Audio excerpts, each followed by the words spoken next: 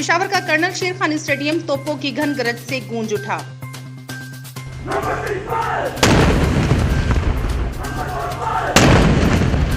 यौम दिफा के हवाले से फुल ड्रेस रिहर्सल पाक फौज के जवानों ने पेशावराना सलाहियत का शानदार मुजाहिरा किया। जवानों ने दहशतगर्दों के ठिकानों पर ऑपरेशन और गिरफ्तारी की महारत दिखाकर हाजरीन से खूब दाद हासिल की।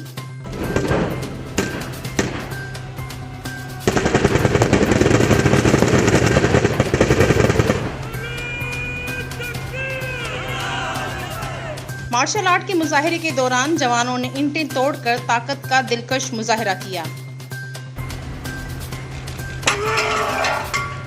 घोड़ों पर तवाज़ुन और नेज़ाबाजी के मुजाहिरों ने देखने वालों पर सहर तारी कर दिया। इरमनाज, HRJDU न्यूज़, हैदराबाद।